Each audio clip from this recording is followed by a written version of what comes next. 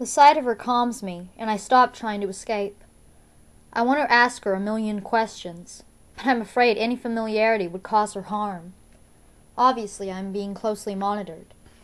She sets the tray across my thighs and presses something that raises me to a sitting position. While she adjusts my pillows, I risk one question.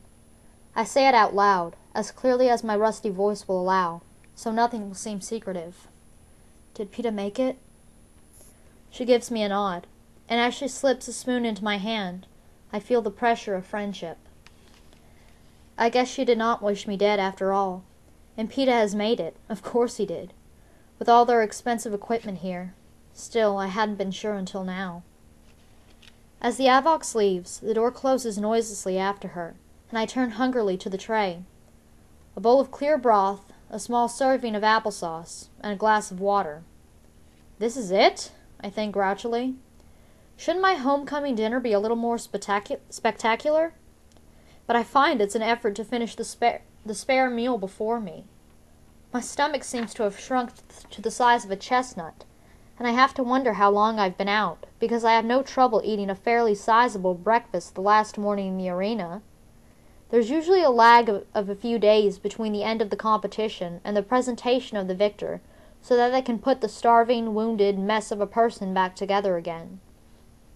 Somewhere, Senna and Portia will be creating wardrobes for the public appearances. Hamish and Effie will be arranging the banquet for our sponsors, reviewing the questions for our final interviews. Back home, District 12 is probably in chaos as they try and organize the homecoming celebrations for Peeta and me, given that the last one was close to 30 years ago. Home, Prim, and my mother, Gail. Even the thought of Prim's scruffy old cat makes me smile. Soon I will be home. I want to get out of this bed, to see Peeta and Senna, to find out more about what's been going on, and why shouldn't I? I feel fine. But as I start to work my way out of the band, I feel a cold liquid seeping into my vein from one of the tubes, and almost immediately lose consciousness. This happens on and off for an indeterminate amount of time, my waking, eating, and even though I resist the impulse to try and escape the bed, being knocked out again. I seem to be in a strange, continual twilight. Only a few things register. The red-hatted Avox girl has not returned since the feeding. My scars are disappearing, and do I imagine it, or do I hear a man's voice yelling? Not in the capital accent, but in the rougher cadences of home. And I can't help having a vague, comforting feeling that someone is looking out for me. Then finally, the time arrives when I come to, and there's nothing plugged into my arm. The strain around my middle has been removed, and I am free to move about. I start to sit up, but am arrested by the sight of my hands. The skin's perfection, smooth and glowing. Not only are the scars from the arena gone, but those accumulated over years of hunting have vanished without a trace. My forehead feels like satin, and when I try to find the burn on my calf, there's nothing. I slip my legs out of bed, nervous about how they will bear my weight, and find them strong and steady. Lying at the foot of my bed is an outfit that makes me flinch. It's what all of us tributes wore in the arena. I stare at it as if it had teeth, until I remember that, of course, this is what I will wear to greet my team. I'm dressed in less than a minute, and fidgeting in front of the wall where I know there's a door, even if I can't see it, when suddenly it slides open. I step into a wide, deserted hall that appears to have no other doors on it, but it must, and behind one of them must be Peeta.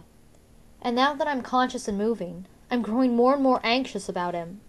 He must be all right, or the Avox girl wouldn't have said so, but I need to see him for myself.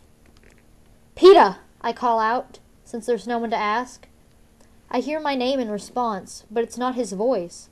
It's a voice that provokes first irritation, then eagerness. Effie. I turn and see them all waiting in a big chamber at the end of the hall. Effie, Hamish, and Senna. My feet take off without hesitation.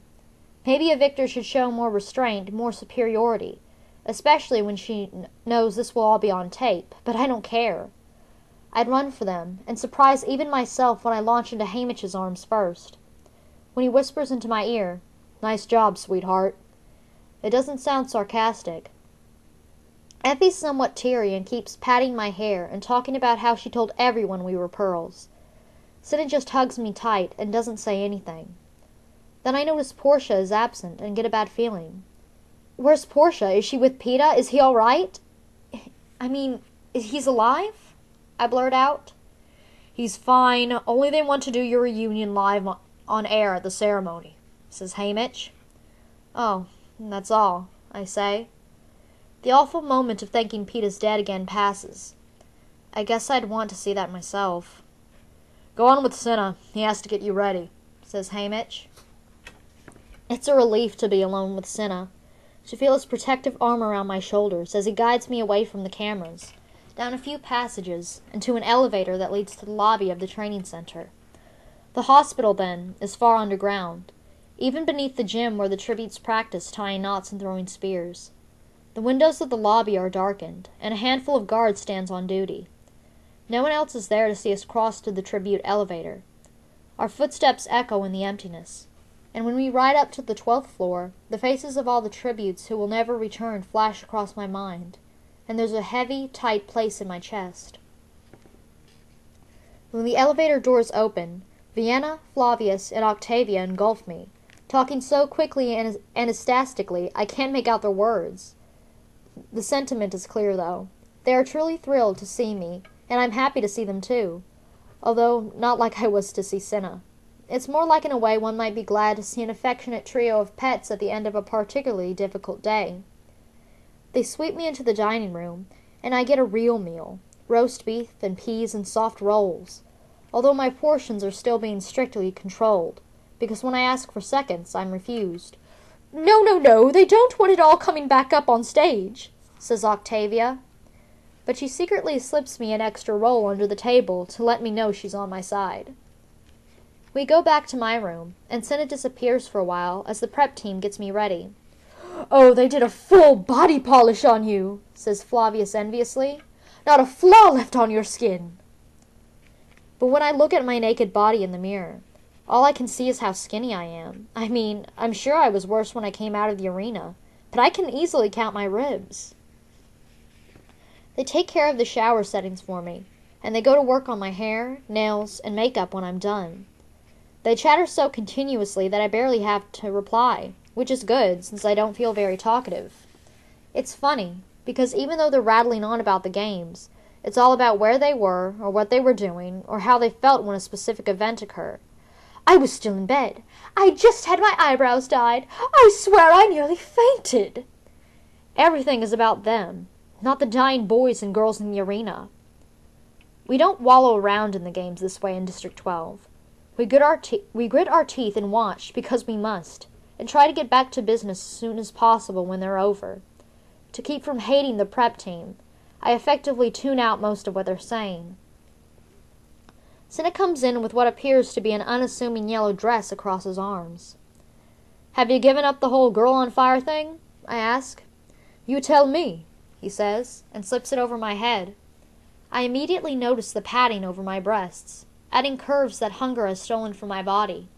My hands go to my chest, and I frown. I know, says Cinna before I can object, but the game makers wanted to alter you surgically. Hamish had a huge fight with them over it. This was the compromise. He stops me before I can look at my reflection. Wait, don't forget the shoes. Vienna helps me into a pair of flat leather sandals, and I turn to the mirror. I am still the girl on fire. The sheer fabric softly glows. Even the slight movement in the air sends a ripple up my body. By comparison, the chariot costume seems garish, the interview dress too contrived. In this dress, I give the illusion of wearing candlelight. What do you think? Asks Cinna. I think it's the best yet, I say. When I manage to pull my eyes away from the flickering fabric, I'm in for something of a shock. My hair's loose, held back by a simple hairband. The makeup rounds and fills out the sharp angles of my face. A clear polish coats my nails. The sleeveless dress is gathered at my ribs, not my waist, which largely eliminating any help the padding would have given my figure. The hem falls just to my knees. Without heels, you can see my true stature. I look, very simply, like a girl, a young one, 14 at most. Innocent, harmless. Yes, it is shocking that Sin has pulled this off when you remember I've just won the games. This is a very calculated look. Nothing Cinna designs is arbitrary. I bite my lip, trying to figure out his motivation. I thought it'd be something more sophisticated looking, I say. I thought Peeta would like this better, he answers carefully. Peeta? No, it's not about Peeta. It's about the capital and the game makers and the audience. Although I do not yet understand Cinna's design, it's a reminder the games are not quite finished. And beneath his benign reply, I sense a warning of something he can't even mention in front of his own team. We take the elevator to the level where we're trained. It's customary for the victor and his or her support team to rise from beneath the stage. First the prep team, followed by the escort, the stylist, the mentor, and finally the victor. Only this year, with two victors who share both an escort and a mentor, the whole thing has had to be rethought. I find myself in a poorly lit area under the stage. A brand new metal plate has been installed to transport me upward. You can still see the small piles of sawdust. Smell fresh paint. Cinna and the prep team peel off to change into their own costumes and take their positions, leaving me alone. In the gloom, I see a makeshift wall about 10 yards away, and assume Pete is behind it. The rumbling of the crowd is so loud, so I don't notice Hamish until he touches my shoulder. I spring away, startled, still half in the arena, I guess. Easy, just me. Let's have a look at you, Hamish says. I hold out my arms and turn once. Good enough. It's not much of a compliment. But what? I say. Hamish's eyes shift around my musty holding place, and he seems to make a decision. But nothing. How about a hug for luck? Okay, that's an odd request from Hamish, but after all, we are victors. Maybe a hug for luck is in order.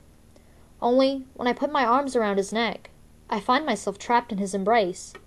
He begins talking, very fast, very quietly in my ear, my hair concealing his lips. Listen up. You're in trouble. Word is the Capitol's furious about you showing them up in the arena. The one thing they can't stand is being laughed at, and they're the joke of Panem, says Hamish. I feel dread coursing through me now, but I laugh as though Hamish is saying something completely delightful, because nothing is covering my mouth. So what? Your only defense can be you were so madly in love you weren't responsible for your actions. Hamish pulls back and adjusts my hairband. Got it, sweetheart? He could be talking about anything now. Got it, I say. Did you tell Peeta this? Don't have to, says Hamish. He's already there. But you think I'm not? I say, taking the opportunity to straighten a bright red bow tie Cinna must have wrestled him into. Since when does it matter what I think? Says Hamish. Better take our places. He leads me to the metal circle. This is your night, sweetheart. Enjoy it. He kisses me on the forehead and disappears into the gloom. I tug on my skirt, willing it to be longer, wanting it to cover the knocking in my knees. Then I realize it's pointless. My whole body's shaking like a leaf. Hopefully, it will be put down to excitement. After all, it is my night. The damp, moldy smell beneath the stage threatens to choke me. A cold, clammy sweat breaks out on my skin, and I can't rid myself of the feeling that the boards above my head are about to collapse, to bury me alive under the rubble. When I left the arena, when the trumpets played, I was supposed to be safe, from then on, for the rest of my life. But if what Hamish says is true, and he's got no good reason to lie, I've never been in such a dangerous place in my life. It's so much worse than being hunted in the arena. There, I could only die. End of story. But out here, Prim, my mother, Gail, the people of District 12, everyone I care about back home could be punished if I can't pull off the girl-driven crazy by love scenario Hamish has suggested. So I still have a chance, though. Funny, in the arena, when I poured out those berries, I was only thinking of outsmarting the game makers, not how my actions would reflect on the Capitol. But the Hunger Games are their weapon, and you are not supposed to be able to defeat it.